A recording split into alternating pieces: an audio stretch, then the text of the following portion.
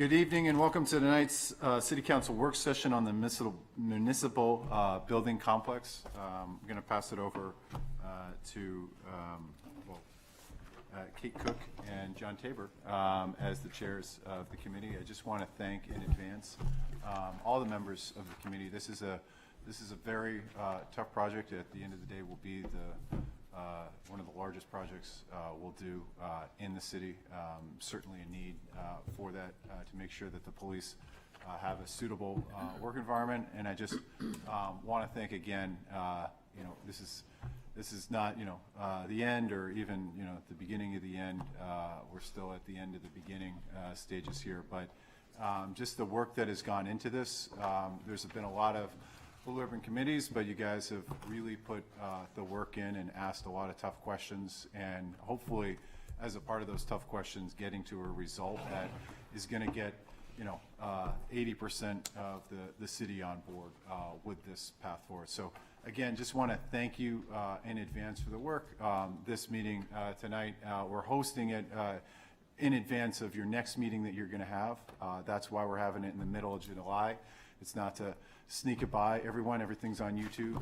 We'll have more as we need to have more, and there'll be many opportunities to discuss as a part of the lead up to the CIP. So with that, Councilor Cook and Councilor Tabor. Thank you, Your Honor. I asked for this work session this evening because this committee has done a considerable amount of work over the last many months, reviewing potential plans and thinking very seriously about how we move forward with the municipal complex. And I wanted to make sure that the council had a good update on that and that our community was aware of the process moving forward. While all of our meetings are broadcast and they're available to the public, I know that they don't always get a lot of attention, sometimes in the afternoon when we meet on a Wednesday. And I thought it was really important that we bring it to the council level, make sure we get council feedback before we move forward as a committee, because the council feedback is really critical to knowing what are our next steps. And I just want to thank the staff because this whole process has reached a point where we've had a breakthrough. And the diet of fingernails for all of us on the committee was, would all these pieces fit in this building? And they do fit, but not without a lot of discussion with the staff, because this will be a long phased project over 6-7 years at least. And our city staff will have to move and then move back in many cases, as typical phase construction goes. But let's find out what it looks like, and then we can answer those questions. So with that, we're going to have our Deputy City Manager, Carl Weber, walk us through the presentation with a cast of supporting characters. Here we go. Great. Everybody hear me okay? My first time on this mic. Thank you again to the Mayor and Assistant Mayor and the Council for this opportunity to give you an update on where we are. And really, thanks to the committee for all of their engagement. And a big note is, this has been a highly engaged committee who asked a lot of questions, and their input has really meaningfully shaped the work that we're going to review tonight. And really, they deserve a lot of credit for the persistence and questions that they've asked along the way. And so we really looked at moving from just a police facility into the municipal facility and what can be done for a similar framework, for a similar funding envelope. And one of the things we wanted to state really early on in this process is the costs that you're going to see on here are very preliminary. They're rough order of magnitude. There's a lot of work still to be done as we go towards the fall to really refine the numbers as we go.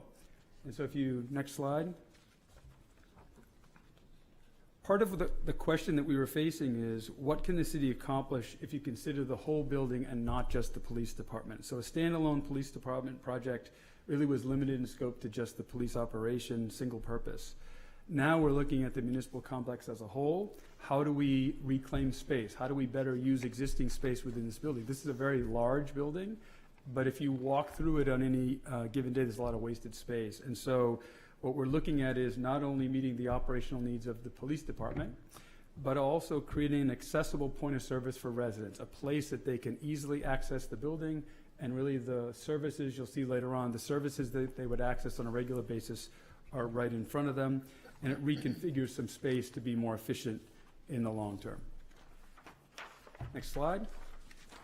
So how did we get here? It's been a long journey. We've been meeting every department. We met with the departments to establish what their needs were, what the space needs were, surveyed the building, we developed some concept, and then compiled some phasing and preliminary costs, which we'll talk about tonight. But throughout, the committee's focus has been working on adjacencies, bringing related services together, and that really has helped us come up with better options as these have gone along. Next slide. So in the process, we started with 3 concepts, Concept A, Concept B, and Concept C. We think that we've actually narrowed it down to 2 at this point. Concept A is carried forward.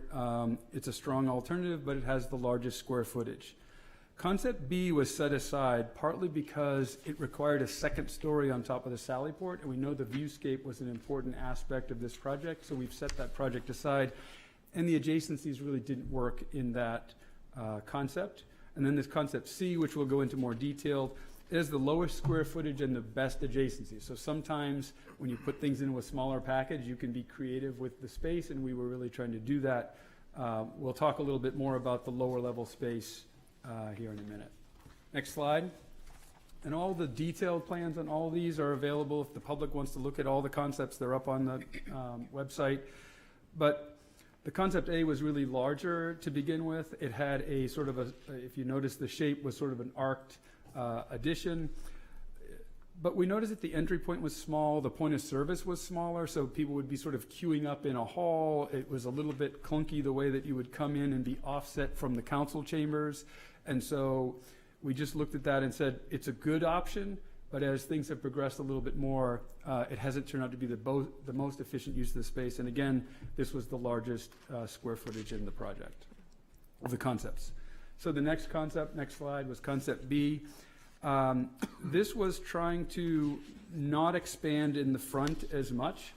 And again, what happened on that was it required a second story on the Sallyport, which we thought was less desirable. And so that got set aside. The other was the prosecution office, and where the victim advocate office would be in really undesirable space and have to be not adjacent to the front lobby of the PD. And one of the things that we really learned was you want that experience for victims and witnesses to be a good one, and to be able to come in and have a safe space to come in the building and not be interfered with by the rest of the operation of the PD. So that really, when we looked at that as a whole, that option became less desirable, and we set that aside for now. Next slide, Concept C. And you'll also see that the more detailed plans on your handout as well. This starts to come together a little bit differently. So if we start off in the basement, you'll see that the existing range is there. It's using new lockers and showers and physical agility in space that, why would you put lockers down there? Well, it's less desirable space, but you come in, you change, and then you go on to other things. So it's a good use of space that may be considered less desirable in the long term. One of the things that you're going to see in here is, if you notice, there's a square footage below recommendation. We'll talk about that a little bit more, but that was a strong recommendation of the committee that says if you're building an addition to the building, can you reclaim the space below it? Because if we're going to dig a hole and put in something, what happens if you put a foundation below it? And we'll talk about that. It turns out to be a little economical. So in each of these, you do see that corresponding space here. Next slide. Now what you see is on this floor, now you have a better access. You have a Sallyport out front. You have a renewed access for the PD, and it also allows space for the victim and advocate offices. Booking and intake is in a place out front with the Sallyport, and the flow of the public interacting with the police department becomes much better. The offices for the prosecutor and victim advocate becomes much better. It's a much better location where they can come in and then privately go in to adjacent space. Next slide. And then we bring ourselves to the main level here.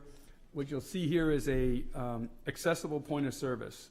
One of the things you'll notice about this option is the entrance, which would be accessible by a ramp. comes right in if you need to go into the council chambers. There's an adjacent training room. The other thing that was really helpful about thinking about this project as a whole is space no longer was, this is police department space, this is city space. Things like that training room, it's a shared space. So it can be used by the police department for their trainings, it can be used by the city, it can be used by other boards and commissions. The other thing you'll see in here is it also includes redoing the council chamber and turning that into a shared training space. This is a very large room, and done more efficiently, you can actually break it into multiple rooms, that you could have 2 big trainings going on, and you could sort of have the wall just sort of, collapse when you don't need it, and sort of make it into 2 rooms when you do, and it would really help. It gave us better access to large space. The other thing you'll see is elevator right off the lobby. Very important. What you see as you come in, 90% of the activity is usually clerk, tax, assessing. It's right there on the first floor, especially with clerk and tax being right adjacent to the lobby. But then there's an elevator to go up to other floors as needed. The next slide. What you'll see here is one of the concepts that really makes this work is the floor that is currently planning and sustainability and building actually becomes police department space for detectives. But built into this, you'll notice there's 2 areas that are flex space for both the municipality, for the city side, and for the PD that will allow us to use swing space during the construction, but it also allows us for future programming space along the way. And again, what just to orient you to the plan, spaces that are now in pink are sort of public access where they would come up, and instead of right now, if you walk through most of these floors, there's long hallways, and then offices. Here you would come up into a space, be greeted, welcomed into a conference room or something else, and then a lot more meetings would be happening in conference rooms or adjacent spaces, not necessarily in offices. Next slide. And then what you see is the 4th floor eventually becomes sort of the integrated school and finance, because one of the things that you'll see a little bit later, we talk about having the school move into the high school and leave behind the co-related services of finance, payroll, and some other things that make sense to sort of have, but you have a wing of the building that essentially is city manager, legal, finance, and school finance, and HR and IT sort of all in the same place. And next slide. And you might be asking then why is concept C becoming more preferred? Well, we kept concept A still there, B because of the adjacencies, but also the second story addition, we set that aside. What makes this one sort of emerge to the top? Part of it is, it's the most efficient use of square footage. There's a point of service at the main entry. Stronger adjacencies, including co-located social services. One of the things that the committee was very strong about was making sure that if you go and look at one of the wings, it's got health and welfare and the social workers all in the same wing. So there's a ability for the public to access that and coordinate services. And really, that was a great suggestion of the committee of sort of co-locating that so then services are easy to access, but also there's some collaboration between those related services. It keeps most everyone on campus, except for water, sewer billing, and most of the school department, and reusing a lot of the building as we can. Next slide. But also, one of the questions has been, does this meet the operational needs of the police department? And I really, big credit to the chief for ADG and JSA working together and really developing the needs of the department within the existing space. If you notice, there's not a lot of additions, about 8,000 square foot of additions, and only a small portion of that is for the PD. But it gives a secure operational core. It does account for realistic growth. It gives much better access for the victim advocates and the witness area. And it also gives us some opportunities for the future of policing. AI tools, real-time policing, we're making sure we account for space of the future needs of the community over the long haul. Next slide. And really, what does this deliver for the city as a whole? The real big thing is the point of service. It's funny, Nathan and I were sitting in the lobby today just having a conversation, and we had to direct a lot of people where to go. Why? Because you come in and you're just not sure. And you know, it's like, okay, go all the way down the hall, take a left, take a right, and it's on your left, versus it would be right there. And what we see is, you know, 90 to 95% of that traffic could be serviced right in the point of service. New elevator with better accessibility, with a ramp out front and better accessibility for all residents. Again, a lot of better access for the public in general, and that integrated social service wing is important. And now here's where it gets fun. So roughly, you know, what we were trying to see is what can be done for the money that was considered for just the standalone project. And if you think about the police facility at about $42 million, we know that the quotes for the city HVAC was around $10 to $11 million. Now we're talking somewhere between, you know, $52 and $53 million. But what do we get instead of just the police operation? Well, we get the operational needs of the police met. We get that accessible point of service. We get departments reconfigured for a better use of space. We address all the HVAC issues that are here. And we get the basement space reclaimed at about 50 cents on the dollar. Next slide. So the other thing that we've worked on with JSA is how do you phase this in? Because this isn't something you just do all at once. There's going to be a phasing that has to happen so you can move people along. So there's a summary of the phases, and one of the things you can see, we sort of put the red line where that original $42 million ends up, and you notice that you can get the police department and the municipal additions out front in the point of service. That's a pretty good value compared to just getting the police operations for the 42.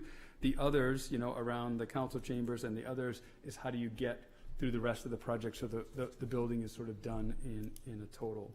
And again, this is rough order of magnitude. There are lots of contingencies in here. There are escalations for inflation.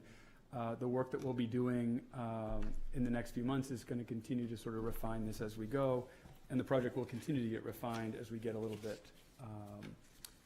Every time we go back and meet with departments, we get a little bit tighter, we get a little bit more refined. There's still work of the committee to help make this more refined. And so we are going to phase this. We're moving it on a what they call a move once philosophy. The philosophy is if we can, we only move you once. Some might have to move out temporarily. We have discussed, you know, there's public workspace above their new addition. There will be departments that move there for a while. Others might move out temporarily, but we're going to try to shift people so they only have to move out of a space once and then move back into the space. And why would we do that? There's a couple of reasons. You know, it minimizes disruption, but it also minimizes cost. We've looked at other communities that have had to rent space, and that can be close to $4 million just to rent space. We'd rather spend the $4 million on the building and reuse our own space or phase this in a way that makes it so we can utilize the buildings that we have. Next slide. This was a great recommendation from the committee, which was, hey, what if you build something below every addition that you do?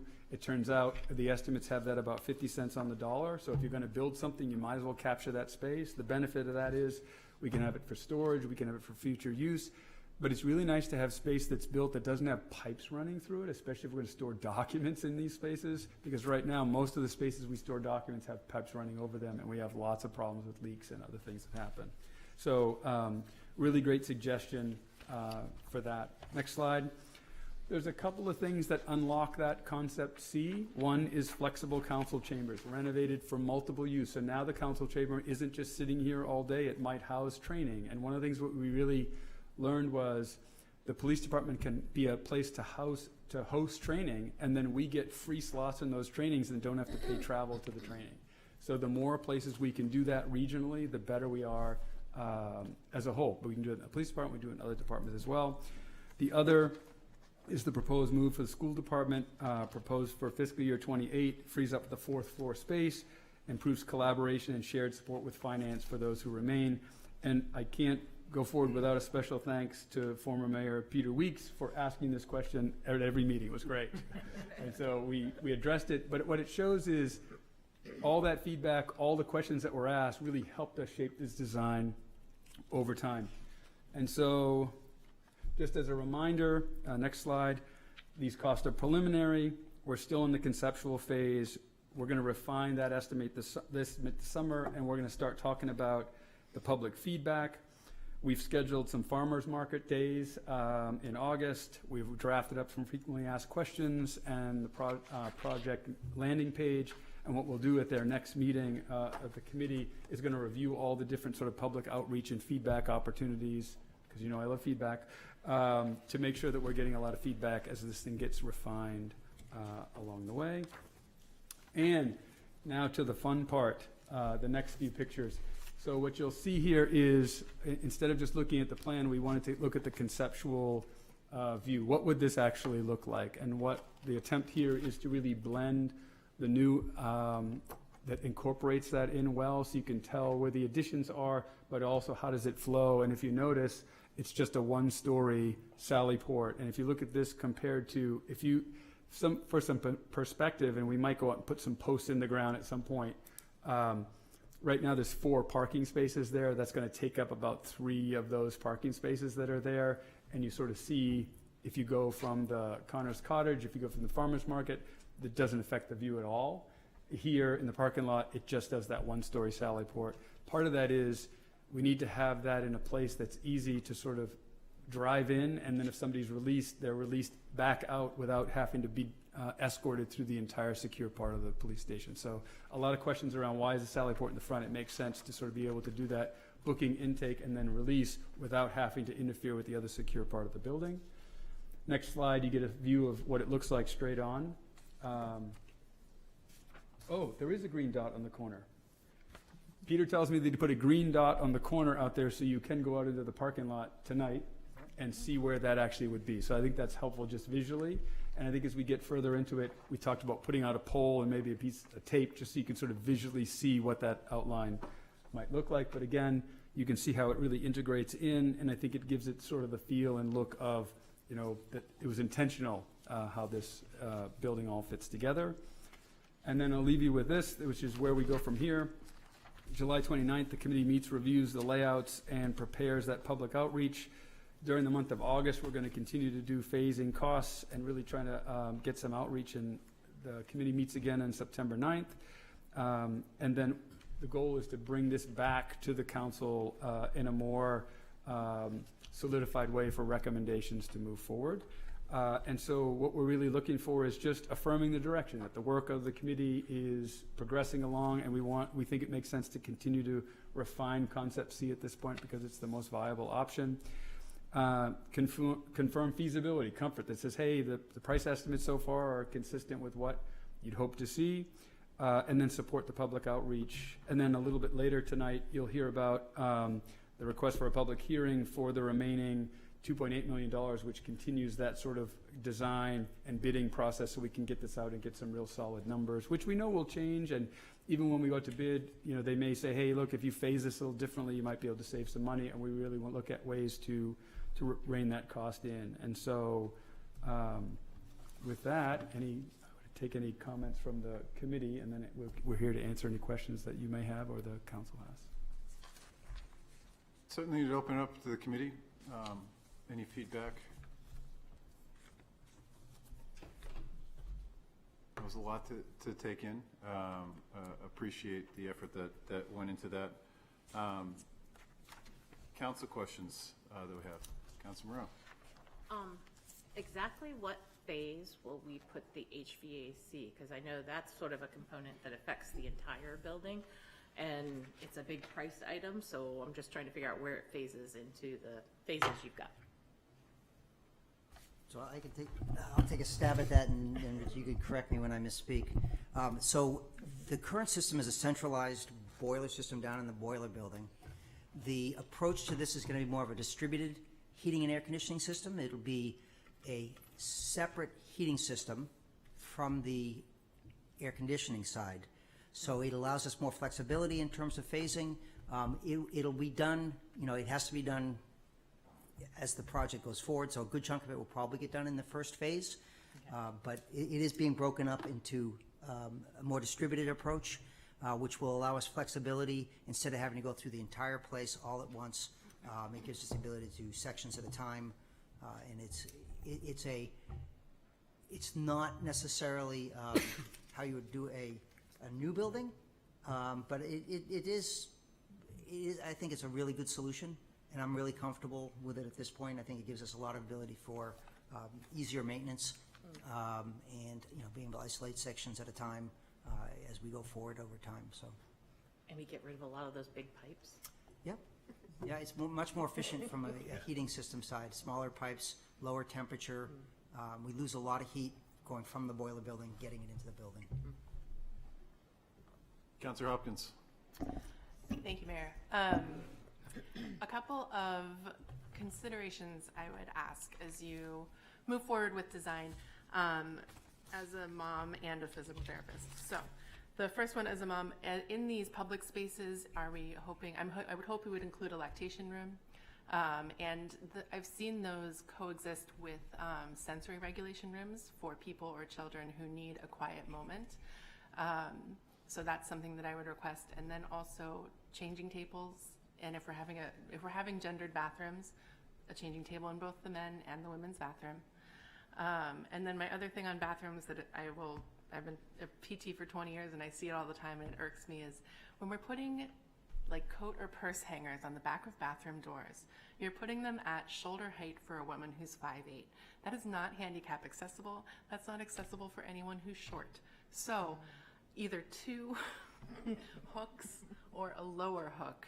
And even if nothing else, just in the handicap stall, at least. You have railings, you have space, and then they have to reach to the shoulder height of a 5'8" woman to hang anything up. So just little design nudges. Otherwise, I think the plans look beautiful, and I appreciate all the hard work that has gone into this from the committee, staff, and consultants. One point I would add is that we're showing non-gendered bathrooms for all of those public spaces. We can fit it, they're all accessible, and it makes all the sense in the world. Thank you. Even better. Even better. Any other questions of the council before public comment, or any comments? Councillor Cook? Oh, Sue, on the end there? Yeah, I was curious because lactation never came up in any of our meetings. So I was going to ask Richard if when you were all speaking to staff at different times, did that subject ever come up? We are currently showing wellness, we're calling them wellness rooms, so that would Cover provide. both quiet time and lactation. Yes, so But we have them on each floor, so I think we have two on each floor right now. So And that came up a few times in your, it did. Came up both from a staffing need standpoint, just general staff use, as well as for public, and also like the city clerk will often receive, parents with young children who need to register their birth because they had a home birth. So having that accessible on the public floor, again, was a request. It makes all the sense in the world. oh, no, I agree, it just, the subject had never come up. Yeah, and it's part of current code as well. Oh, For okay. an employer of a certain size, there's mandated rooms for mothers. Oh, good, Lactation rooms are. that's great, thank you. Back to Councillor Hopkins and Councillor Cook. I do have one more question, actually, and this is from, again, my time in healthcare. What safety mechanisms are going to be provided for our staff who are public-facing at point of service? Should someone become unruly or dangerous, or even looking at this council room, I mean, if someone were to come in, God forbid, there just doesn't seem to be adequate safety measures in place. So I'm wondering if we have those in the design. I'd like to hear more. Yeah, this design, because it's so concentrated now at point of service, allows for a much greater, higher level of security.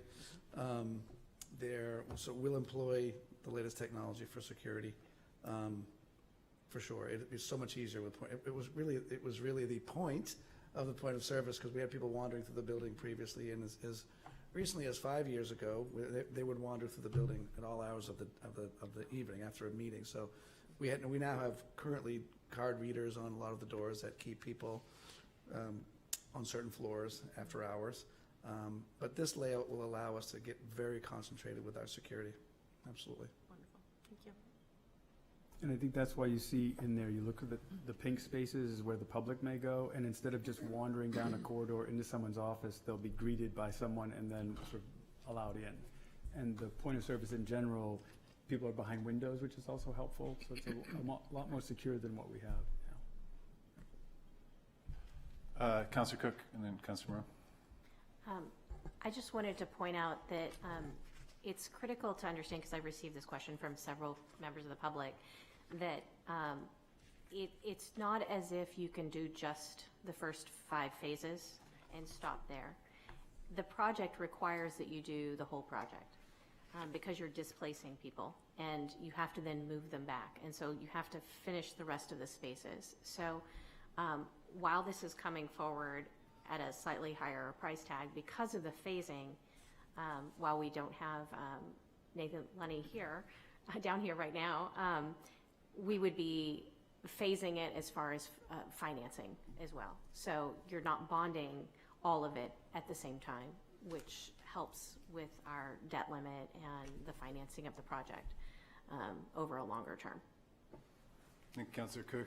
Nathan isn't taking the night off. He is in the back there. Yes, by exactly. the Having to sit at the table.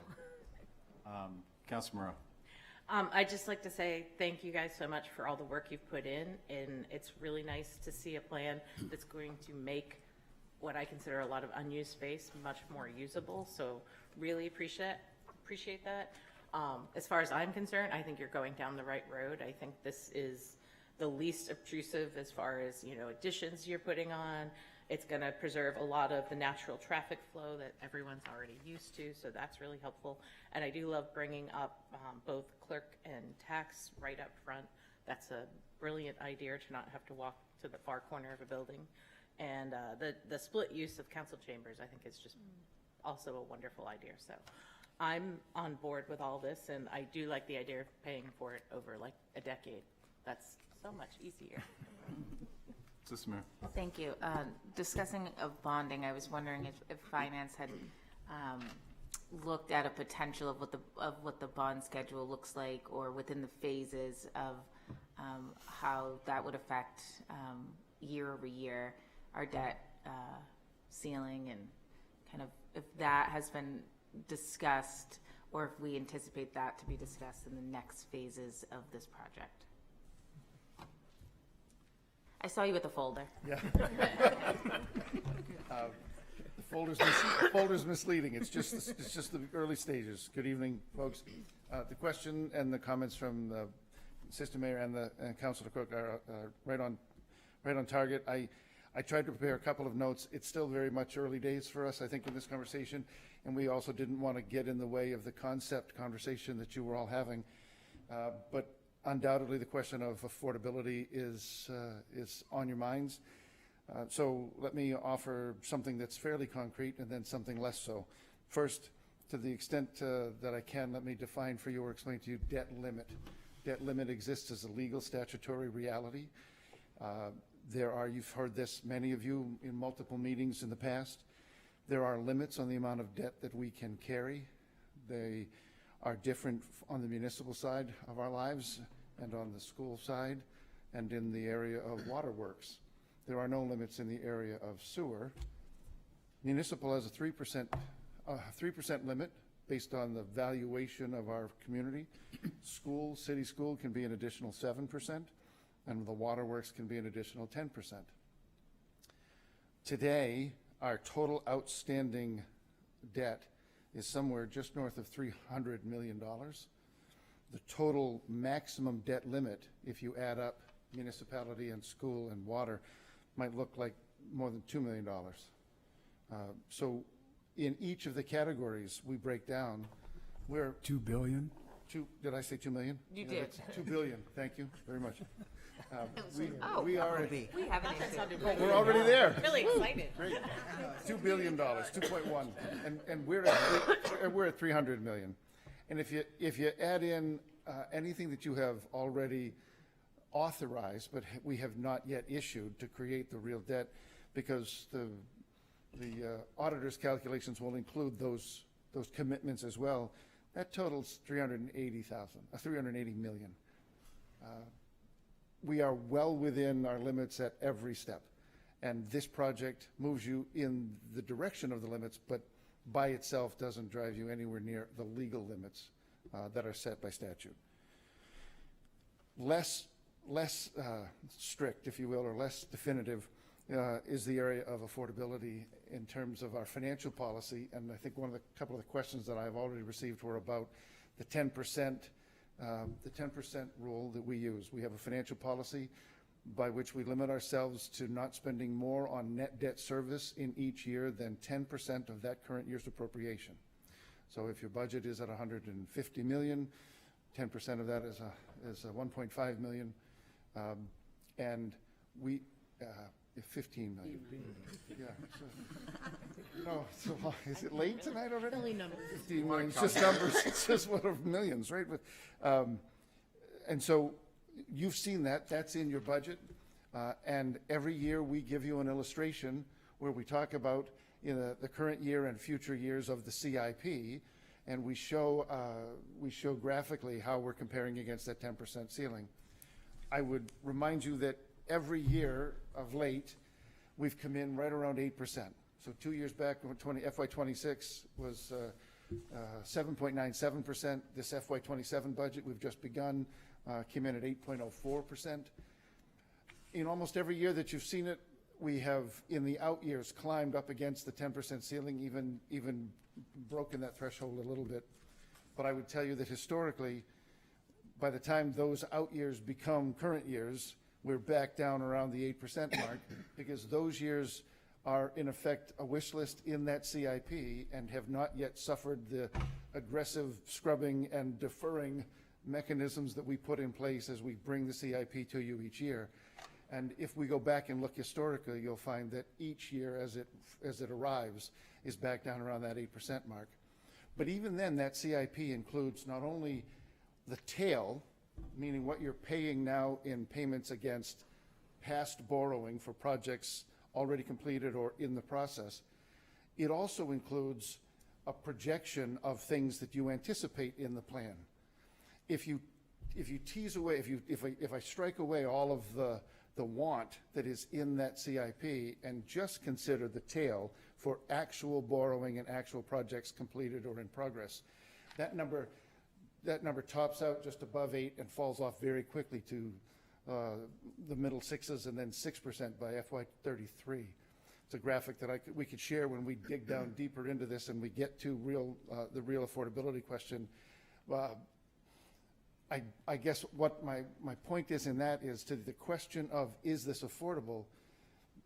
If I add back in this project at its fullness as projected in the presentation you just saw, we still don't see the tail, on top of the tail, this growing to anything more than somewhere just north of 8%. The management piece for this then is, yes, this is affordable, but we need to manage all of the other wants that are included. And there are some larger ones coming. The schools have got some retrofits when they reach 20, 25 years of life, the high school and then the middle school to follow. We have the project with the CTE Center, Mechanic Street, we've talked about recently. So there are other things that we need to manage and balance, but this by itself is certainly a manageable project, so long as you're willing to make some of the choices and defer. We did an exercise, just again, back of the envelope, we did an exercise adding back in everything that was in the know so far of wants. We had to defer them out and tease them out over a greater number of years, but it wasn't 20 years. It was another 5 or 6 years to make sure that we got back to everything that we wanted to do and still managed to stay under that 10%. All of that is just numbers, most of them right, a couple of them wrong, I'm sorry. But the concept is there is affordability here, but it's going to take making some choices and setting some priorities and managing this down the line. Does that help? We certainly can come back later with more. It does, thank you. And I just want to touch on, thank you very much for bringing up the CTE, the technical school at the high school, as that is in the rotation within the state too. And I think we've talked a lot in the last couple of years about New Franklin and some of the retrofits at the elementary schools, in the police department, and in the municipal. And I think that the conversation of the CTE has kind of taken a back burner, but that's a very important project that's going to, I assume, within its timeline, run parallel to this work. And so just making sure that we are keeping that in as your department is of the long-term planning within If the state project. dilly-dallies, if I may, if the state dilly-dallies, maybe this lasts longer and we don't start that project until after we've come closer to completion here. But you're correct, that's a match.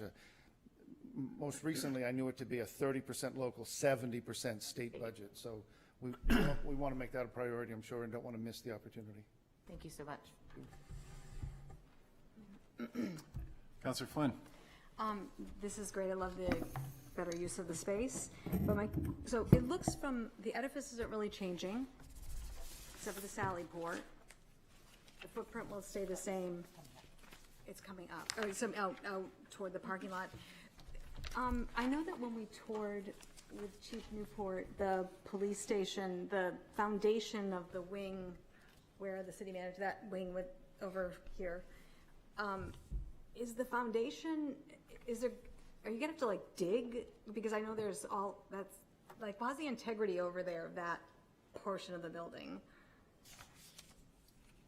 I don't know, maybe that's premature, I'm just curious, like. No, I'm looking back and forth because I'm Yeah. sure we can all answer that. But I Yeah, was just yeah, thinking yeah. who was going to jump to it. Renee?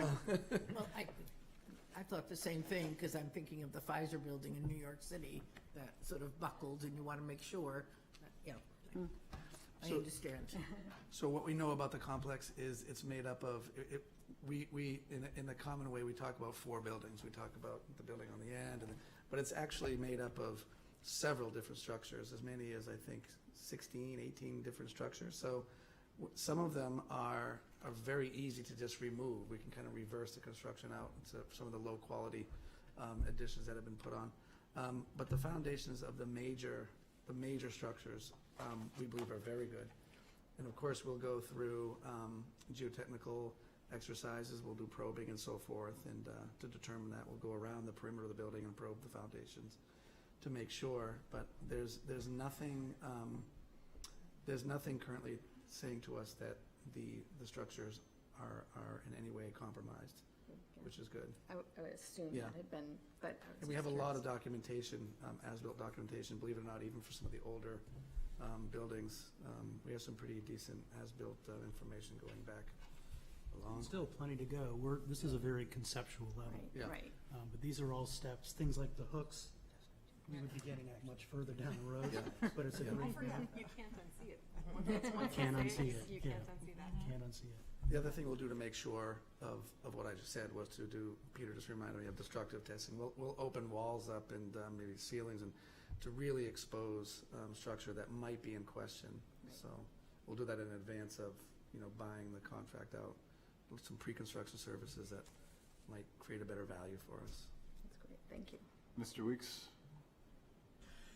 Yes, one of the things at the last meeting that we talked about at the committee level was thanking the staff and the architects for finally coming up with a plan. I know that we've been accused of moving slow, but I think they finally have come up with something, because we're not just trying to build a police station, we're trying to improve the municipal complex, the HVAC, the electrical, the point of service. And at the last meeting, one of the requests we made through the chief is at their next commission meeting, does his plan address all of the needs that they have to make this a final plan? And we look forward to seeing that at the July 29th meeting. But so far, I think that we fulfilled what the mayor requested when the committee was established, is to try to come up with one building that'll service everything. If I may, Mr. Scher? the police commission tomorrow at our July meeting will begin discussing the concept A and concept C, and make a preliminary judgment of whether it meets our needs, at least our needs. Sue, and then come back to I just want to say that sitting on this committee and going to all the meetings, I have total faith in our DBW and JSA that whatever we end up building is going to be excellent. It's not going to be hodgepodge or worry about the safety of it. And that was real important to me because we all know that if things are done too quickly or whatever, taking shortcuts. But I have to truly say that I have great confidence in this group of people sitting right over there, that they'll give us the best product at the very end that we can trust for a long, long time. So. Sue, Assistant Mayor. I would agree with that. North has never led me south. He's always.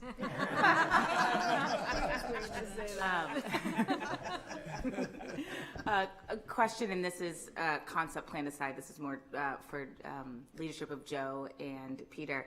Have we taken into account that, or I know you have, but I guess for maybe the next time this council gets together of what it would look and what it does look like for potential new staffing needs for this facility that we are growing bigger. We always know that salaries, benefits, staff size comes up very heavily during budget season and that talk. So just maybe just thinking rough preliminary numbers of what that looks like for any additions needed within the staff of the maintenance of the facilities department as we are adding a large square footage to the building. Do you want to take that? I would say we're cognizant of that. Yes. And we're cognizant of that, and we have not defined where we're at. As you know, custodian services and maintenance services are a challenge for us in keeping staff, and so it's a continual challenge for us. Yeah. But we really made some strides relative to leveraging our resources, and we think we're going to, land on a good number. But we haven't established that number yet. So. And I wouldn't. But we are cognizant of that. Thank you. Thank you very much. Commissioner Sure. And there's been a variety of staffing studies done as to the police station, and I think, not speaking for the commission as a whole, but I think we're comfortable that this plan meets what we anticipate the future needs within the reasonable future for the police department. Councilor Hopkins, then and Sue. Yes, I have another conceptual use of the facility question because I have you here, and we want and I'm presenting on childcare later. And if you don't know, I'm the mom of a 3-year-old, and one of my goals is to welcome families with young children into government. So, because I feel like we're underrepresented. Anyway. In these facility designs and public spaces, would there be a multi-purpose room that could be available for childcare for an event? Say a bunch of in-home childcare providers came together and did a joint CPR training. Would there be and they said, hey, city, can we use your training room for that? Would there be a space for them to hire a babysitter for 6 hours and toss their kids in a room for childcare? Because childcare, as you will, if you stick around for my report, is quite a detriment for just functioning. I'm here because my husband works a 9 to 5 and he has our kid at home. That's how I show up here every night. But for those who don't have that option, getting childcare can be a big hassle and a big roadblock. So if there is a space, as you're like noodling on all these different rooms and uses, I would ask that you would consider if someone were to host a training that would involve privately bringing in their own childcare. I'm not asking the city to provide childcare. Would that be a feasible use as you lay out design? Thank you. Sue. I just want to add on to what Peter was saying about how we were slow or people perceived it. The other thing I really like about this team is that the reason we're going slow is because they're interfacing with all the departments. So it's not a group of us sitting here saying, oh, we think they should only have this or that. We don't work in their spaces. So that's why it's taking so long, because I don't know how many, you've interviewed a gazillion people or the same people over a gazillion time and come back with new specs and everything. So I just want people to understand that this isn't just a group deciding what the employees of the city are going to have to put up with, that they have a real input into this, which I think is really important in selling this also to the community, so. That's it. Councilor Cook, and then we're going to have public comment. I was just going to echo that. Some of our departments actually are sacrificing quite a bit of space because they determined, especially departments like planning, determined that they don't need the kind of space that they have now, that they would be perfectly comfortable working in more of a cubicle design space, which does save us a lot of space within the building. So the staff has been really accommodating of this process and has thought very critically about what their actual needs are in the workspace. Excellent. We'll have public comment. Anybody? Your Honor, if I could, while we're waiting for folks to come up, 2 acknowledgements. Rodney McManus from ADG is on Zoom. He's been a big part of this process, so I just want to recognize Rodney's on remote. And Chief didn't take enough credit, but under his leadership, the PD does have a lactation room now, so that will only expand.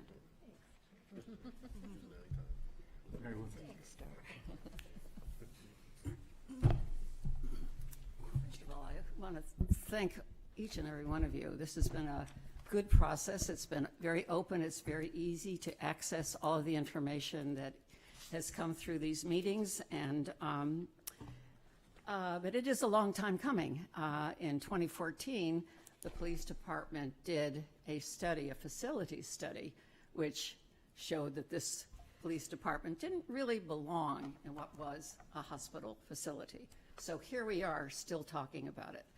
And so my concern is really, having toured the police department, what's going to happen between now and 2000 and whatever, 29, I guess. Will there be improvements in those 2 lower levels of the police department, which I think are really crucial to the health and safety environment for the police department? Question number 1. We've had 5 police chiefs since 2012. We've had innumerable city councilors, police commissioners, a new city manager. We've had new staff. And so here we are trying to build all of this within this building with lots of changes that have taken place. I am opposed to any addition that goes on to the front of the building. Portsmouth is really being squeezed in by multiple developments as you go through this downtown city. And this, you know, I think people chuckle at that, but this is an iconic view from the front of this building. There is no place else on the seacoast where you can get a view across ponds, to historic buildings, to the North Church, to the bridges that cross between Portsmouth and Kittery. And so the Sally Port sitting out there, it looks pretty ugly, actually. And I'd like to know what it's going to look like as you're coming up Junkins Avenue and you're looking at the buildings, because there is a pretty, it's looking hodgepodge. The building that was built in, what was it, 62, I guess, by the hospital is not a pretty building. And I thought that the Sally Port was going to be at least level with the lobby, but it looks like it's gone up several feet. Maybe that's 3 feet, 8 feet. But what does that really look like from all aspects? I really think we need a tabletop rendering. I'd like to see the perspective of this to Connor's Cottage, what effect that is going to have on the residents who are living there, and what effect will have on the view.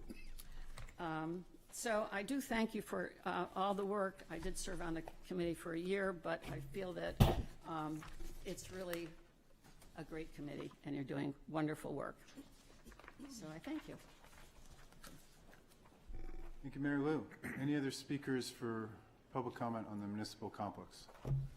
Well, seeing none and seeing none on Zoom, want to thank again the work of the committee. Love that the committee is full of folks that are super excited about the process, and some folks that were a little bit more skeptical of how this was all going to shape out. I appreciate that the police commission is going to take this up tomorrow night and really be able to get to the bottom of Is this going to be able to support the needs of the police department going forward? Because that's ultimately where this started. Where it is now and where we're going is, I am really excited about it for a couple of reasons. One, just the cost aspect of this, where we originally got estimates, maybe if we built this back in 2014, it wouldn't have been $72 million, but $72 million is a pretty sizable number, and that would not have taken account for the HVAC stuff that this building still needs outside of that. So that, really an $83 million number to get where we're going to be able to get here for almost less than half of that is pretty remarkable. The second, and this is the part that I'm really excited about from a standpoint of somebody that spends a lot of time thinking about Portsmouth and Portsmouth's government. Nobody thinks about Portsmouth departments when, residents. They don't think about, individually the fire department or individually the planning department or the assessor's office. They think of the city of Portsmouth. And so that this committee is thinking about the city of Portsmouth, that this room could be used for much more than simply the council chambers. I remember, I would call this the most expensive room in Portsmouth because we heat it, we cool it, we use it about 10% of the time because there's just not people in here. So if we can actually activate this space, if we can have trainings in here, if we can separate it so there could be childcare on one side and an event on the other, that would be a huge win and get more people using that. So again, we're not at the beginning of the end. Hopefully we're at the end of the beginning with a couple more meetings that we can align on a path forward. There will be feedback. I look forward to Peter putting out a sheet. I did see him. I was wondering if he was doing it for this, but he was rolling out and measuring things as I was walking into the non-public, and so I figured that had something to do with this. And so, if we can get, more visualizations of what that looks like. But I'm happy that this is going to be able to serve the needs of the police. I'm happy that the changes that we're going to make to the municipal building itself are going to make it easier for residents to get the services they want. That should be where we start, is how do we make this easier for residents and how do we make it easier for employees to do their jobs for the residents. So I thank you all for the work that you've done to this point, and I will thank you for the work that you will continue to do. You've made Portsmouth really proud in the deliberative process that you've brought to this so far, and I look forward to many more meetings together on this. Thank you.